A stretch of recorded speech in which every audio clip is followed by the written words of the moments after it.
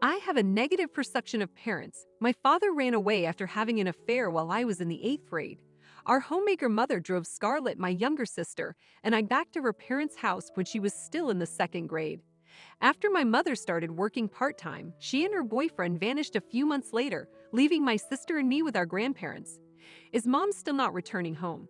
In my opinion, yes. From now on, we are your parents. You are our priceless grandchildren. We four shall live happily together from now on. Scarlett and I were well cared for and treated by my lovely grandparents.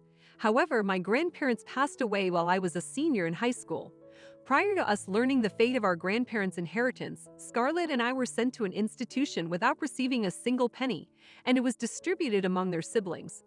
I put a lot of effort into learning under my grandparents' guidance and took up part-time employment to help pay for my tuition, but I eventually gave up on attending college. My alleged parents weren't anyone I could rely on. I'll take care of my younger sister on my own. I made the decision to accomplish this, and following my high school graduation, I was hired and moved in with Scarlett after leaving the institution. My perception of parents is not positive, rather, it is one of them being incredibly self-centered. I never thought I would get married, start a family, and become a parent. That's what I initially believed, but one day my manager at work introduced me to my husband, Luke. We started talking about our families as we got to know one another, and I saw that Luke and I were in comparable circumstances. According to what I've been told, Luke's father separated himself and his mistress from their relationship. I get it completely. I was both depressed and furious. My sister and I have occasionally shed tears. It must have been quite difficult to have both of your parents abandon you and your sister in that way, even though I still had my mother. A spouse who understands my difficulties. This kind of husband would allow me to maybe start a real family. So with marriage in mind, Luke and I started dating. Scarlett, a student at a trade school, made the decision to find a job and declare her independence a few months after we started dating. Hello sis, I've attained a job at last. Really? That's fantastic. Best wishes. I will therefore be on my own moving forward. How come? I sincerely appreciate everything you've done for me. Thus, stop worrying about me. I want you to live for yourself going forward. I want you to be happy and get married to the person you love. Oh, I also appreciate it. Scarlett's remarks brought tears to my eyes. Her maturity and strength as an adult bring me great joy. I'm going to get married and start a lovely family for Scarlett's sake. And I got married to Luke a year later. My dream is to have a laid-back married life, just Luke and me.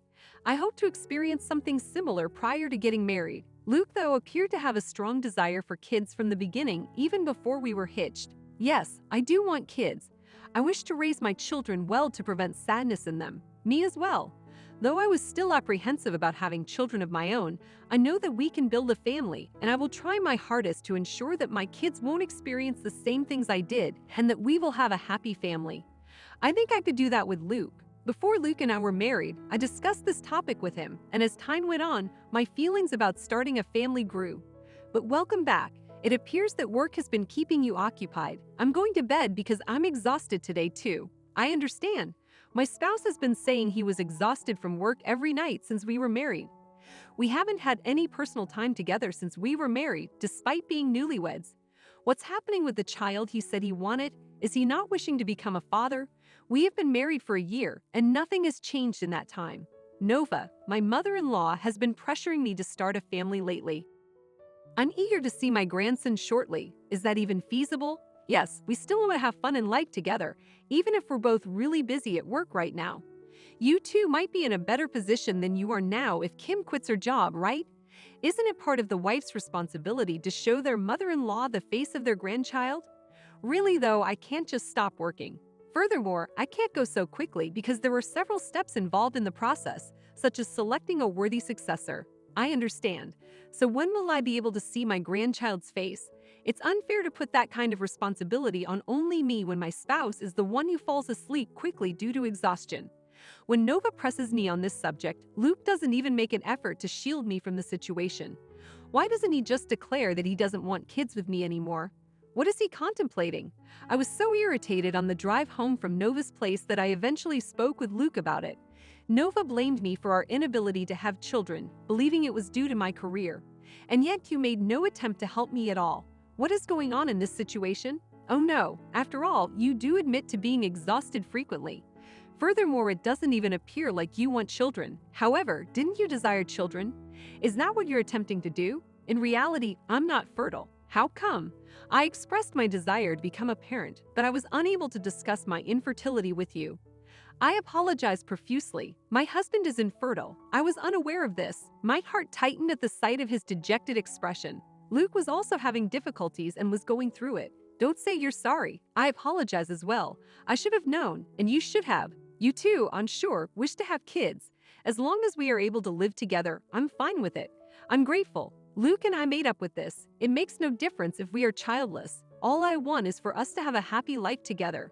Scarlett informed me that she had made the decision to be married a few months later.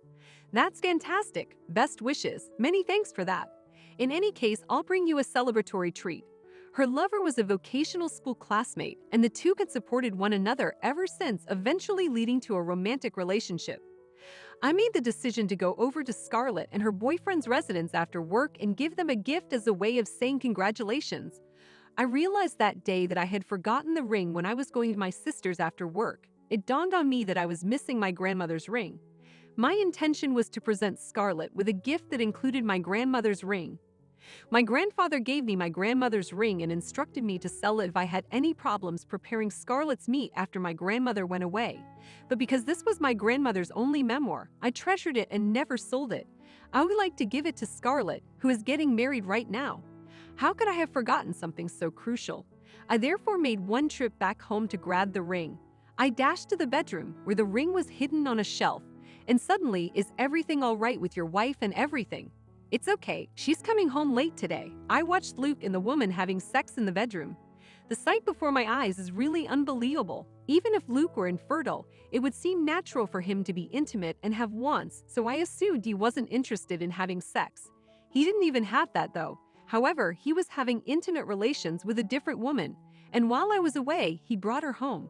I didn't realize he was such a jerk. I was shocked at first, but as I became aware of what was happening, I gradually became composed. I turned to face Luke, and he was the worst of the worst, and I could no longer look at him with anything but hate. I packed my bag and used my phone to take a picture of the two of them while they were still frozen in their nude state. Hey, are you telling the truth? They both began to wince, but it made no difference to me. We're going to get divorced. You and she will be paying alimony, so be ready for that. Hold on, I'm not sure whether I'm prepared for a divorce. Over the past few years, I've swallowed a lot of thoughts for you and tried to be a nice wife to you, but you have betrayed me from the start. Since our marriage, you have not been intimating with me and have been ignoring me. Luke scowled at me as I said this, unable to respond in kind. I walked out of the house, holding on to my grandmother's ring. We then made the decision to schedule a meeting to talk about the divorce. Luke continually apologized and stated that he didn't want a divorce, but who the heck does he think he is? I truly apologize. Pardon me, please.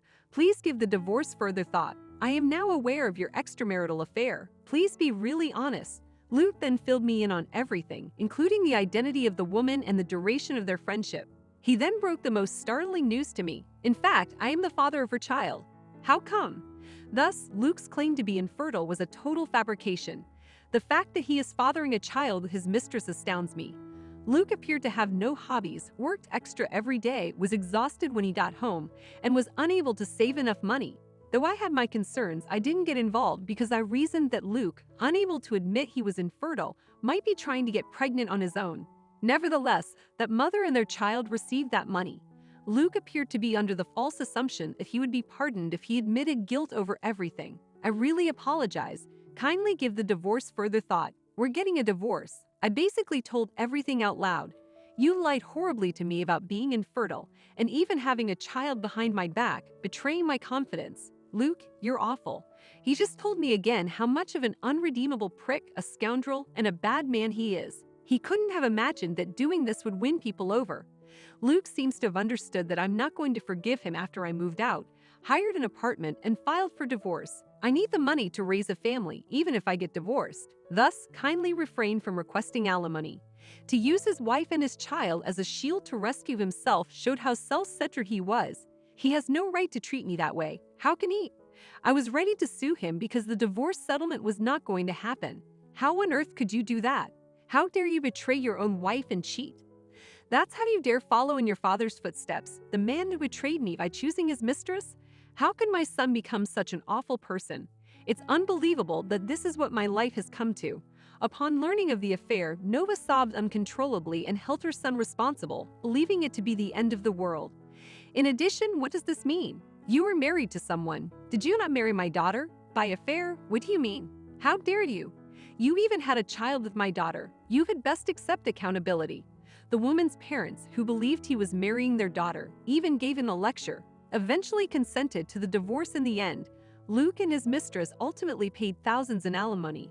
My supervisor, who first introduced me to Luke, was incensed upon learning of this. Luke was being let go of his job and facing termination. It's unbelievable that I'm being let go. Would you kindly reconsider firing him? In my opinion, he ought to be able to use the money he earned from his job to support his child and pay his alimony promptly. Both my supervisor and Luke's supervisor shared my viewpoint, and Luke was able to escape termination. Rather, he is forced to work even harder while receiving the cold shoulder from his coworkers, particularly the women. It's his own fault. I know it would be a bed of nails for him. He was an actual scumbag. However, I'm happy to hear that you're doing better than I anticipated, sis. Yes, the divorce has made me feel a lot better. And when I get to see you, I feel better. I'm happy. Come see me whenever you like. I'm grateful. Regarding my sister, she is contentedly married to her devoted spouse. That is my only source of motivation. I hope she finds happiness and avoids experiencing what I experienced.